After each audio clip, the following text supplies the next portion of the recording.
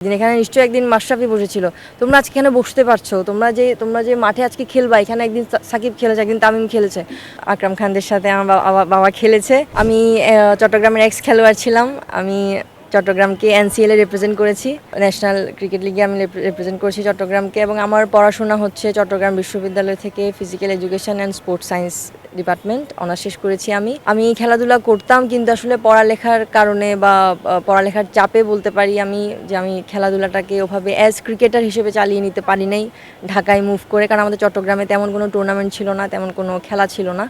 আমি ঢাকায় মুভ করতে পারি নাই আমার পড়াশোনার কারণে। এই কারণে আমি আসলে ক্রিকেটার হয়তো আমি হইতে পারি নাই, কিন্তু আমি চেষ্টা করেছি ক্রিকেটের সাথে কিভাবে সংযোগ থাকা যায়, নিজেকে কিভাবে সংযুক্ত রাখা যায়। আমি চট্টগ্রাম থেকে বিসিবি লেভেল এ সার্টিফিকেশন পেয়েছি। আমি বিসিবি লেভেল এ সার্টিফাইড কোচ। আমি চট্টগ্রাম বিভাগীয় জেলা টিমের সাথে আছি। এইভাবে আমার আসলে কোচিং লাইনে আসা এবং কোচের দায়িত্ব নেওয়া। আমার বাবা ক্রিকেটের সাথে যুক্ত ছিল, আমার বাবা খেলতো। আমার বাবা স্টার সামারের উইকেট কিপার ছিল, আকরাম খানদের সাথে আমার বাবা খেলেছে। কিন্তু আসলে ওই যে সেম যেটা বলেছি, ভাগ্য পরিহাস করেছে, অথবা ফিউচারের কিছু একটা পরিস্থিতির শিকার হয়ে আমার বাবা ক্রিকেটের সাথে ওভাবে সংযুক্ত থাকতে পারেনি। কিন্তু আমার বাবাকে দেখে আমার ক্রিকেটে আসা, আমার বাবা খেলতো, আমার বাবা ইন্সপিরেশন। আমার বাবা খেলতো দেখে, আমার বাবার প্রথম ক্রিকেট ব্যাট দেখে আমি ওই ব্যাটকে চিনি, ক্রিকেট ব্যাটকে চিনি, এবং ওভাবে আমার খেলাধুলায় আসা। আসলে আমরা এখন যেই যুগে থাকি 2026-এর মধ্যে খেলাধুলা নিয়ে আমরা বলতে পারি যে অ্যাটলিস্ট 70-80% পরিবার এখনো আন্তরিক, সমাজ আন্তরিক যে মেয়েরা খেলাধুলা করবে। তো আমাদের সময় এই জিনিসটা ছিল না। আমাদের সময় অনেক সোসাইটির প্রেশার ছিল, পারিবারিক সমস্যা ছিল, বা সামাজিক প্রবলেমের কারণে আমরা অনেকে খেলতে আসতে পারতাম না, বা অনেকে নিজের বাসা থেকে কাপড় পরে বেরিয়ে এসে, আমাদের মাঠে ড্রেসিং রুম ছিল না যে আমরা খেলাধুলার পোশাক পরে বা জার্সি ট্রাউজার পরে মাঠে নামবো। কিন্তু এখন বর্তমান যুগে এসে দেখছি মা বাবারা অনেক সাপোর্টিভ। এই যে আমার টিমটা আসছে, আমার এখানে যতগুলো টিম এসছে, কারো মা বাবা এখানে অ্যালাউড ছিল না। শুধুমাত্র কোচেস এবং যত ধরনের ম্যানেজার প্রত্যেক টিমের আছে, ওদের উপর ভরসা করে যে এতগুলো ছেলে এতগুলো মেয়েকে পাঠিয়েছে। তাই বলতে পারি যে এখনকার সময় মা বাবারা অনেক সাপোর্টিভ। এবং আমি চাই প্রত্যেক ঘরের মা বাবা একই রকম হোক, বাচ্চাদেরকে পড়াশোনার পাশাপাশি যে কোনো একটা খেলা, নট অনলি ক্রিকেট, যে কোনো একটা খেলার মধ্যে বাচ্চাদেরকে দিক। খেলাধুলা করলে মন সুস্থ থাকে, শরীর ভালো থাকে। আমি চাই প্রত্যেক বাচ্চা একটা হলেও খেলাধুলা করুক। এখন আসলে বলতে গেলে বাচ্চাদের স্বপ্নই সবসময়, যারাই ক্রিকেট লাইনে থাকে, প্রত্যেক বাচ্চার স্বপ্ন থাকে আমি একদিন সাকিব যেখানে খেলেছে আমি সেখানে খেলবো, সাকিব যেখানে বসেছে আমি সেখানে বসবো। তা আমি আমার টিমের যারা আছে বাচ্চারা যখন ঢুকেছে, আমি ওদেরকে বলছি, দেখো এখানে যে প্লেয়ার্স ডেনটা আছে, এখানে বাংলাদেশ টিম বসেছিল একদিন, এখানে নিশ্চয়ই একদিন মাশরাফি বসেছিল। তোমরা আজকে এখানে বসতে পারছো, তোমরা যে মাঠে আজকে খেলবা, এখানে একদিন সাকিব খেলেছে, একদিন তামিম খেলেছে। তোমরা যে এখানে খেলতে পারছো, এটা তোমাদের সৌভাগ্য। এবং এত অল্প বয়সে তোমরা যে মাঠের এক্সপিরিয়েন্স, এনভায়রনমেন্টটা তোমরা বুঝতেছো, তোমরা খেলতেছো, এটা অনেক বড় বিষয়। এটা তোমরা এই বয়সে পাচ্ছ, এটা সামনে আরও অনেক বেশি তোমাদের জন্য উপকার আসবে, তোমাদের এটা সৌভাগ্য।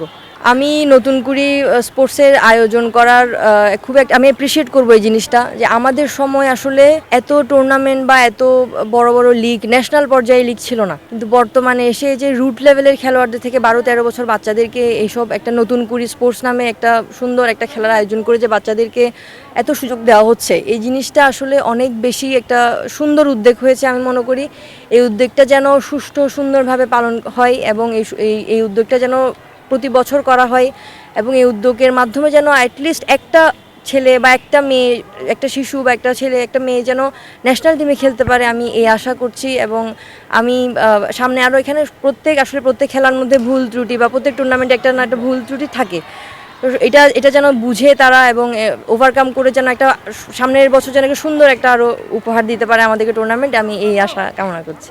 আমাদের বর্তমানে নারী ক্রিকেটাররা অনেক ভালো খেলছে, এবং তারা বিশ্ব দরবারে বাংলাদেশকে পরিচয় করিয়ে দিচ্ছে। এটার মতো গর্বের বিষয় আর কিছু নেই। আমরা ইন্ডিয়ান টিমের প্লেয়ারদের সাথে সাথে এখন বাংলাদেশ টিমের প্লেয়ারদেরকেও চিনি, এবং বাংলাদেশ টিমের মেয়েরা যে তাও প্রত্যন্ত অঞ্চল থেকে উঠে এসে বাংলাদেশকে রিপ্রেজেন্ট করছে, বাংলাদেশের প্রতিটা মানুষকে তারা রিপ্রেজেন্ট করছে বিশ্ব দরবারে, এটা আমাদের জন্য অনেক গর্বের বিষয়। আমাদের ওদের দেখে শেখা উচিত, এবং আমাদের প্রত্যেক মা বাবাকে আমি এটা বিনীত অনুরোধ করতে চাই যে আপনারা আপনাদের ছেলে হোক মেয়ে হোক অবশ্যই খেলায় তাদেরকে দিবেন, তাদেরকে খেলতে দিবেন, তাদেরকে পড়ালেখার পাশাপাশি খেলায় মন দিতে বলবেন। এখানে অবশ্যই ভবিষ্যৎ আছে, কিন্তু লেগে থাকতে হবে, এবং ভালো মানুষের হাতে পড়তে হবে, সুন্দর হাতে পড়তে হবে, অবশ্যই তারা এখানে ভবিষ্যৎ খুঁজে পাবে।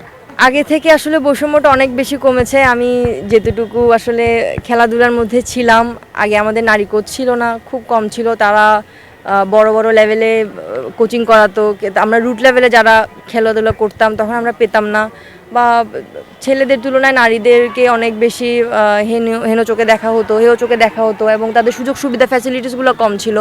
কিন্তু বর্তমানে আমাদের যে বিসিবির ডাইরেক্টর আছে, সবাই আছে, আমাদের তামিম ইকবাল আছে, উনি মেয়েদেরকেও সমানভাবে দেখছে, এবং ওনার থেকে জিনিসটা আসার কারণে আমাদের রুট লেভেলে যারা কোচেস আছে বা যত একাডেমি আছে, ওরাও মেয়েদেরকে ওভাবে ফ্যাসিলিটি দেওয়ার চেষ্টা করছে। এবং প্রতি জেলায় জেলায় যে বিসিবি এক একটা কোচেস সার্টিফিকেট কোর্সগুলো করাই, আমি চাই ওগুলো যেন ফ্রিকোয়েন্টলি হয়, এবং আমাদের প্রতি জেলার মধ্যে অ্যাটলিস্ট একজন দুজন করে করে পুরনো খেলোয়াড় আছে যারা অনেক বছর যাবত খেলার লাইনে আছে।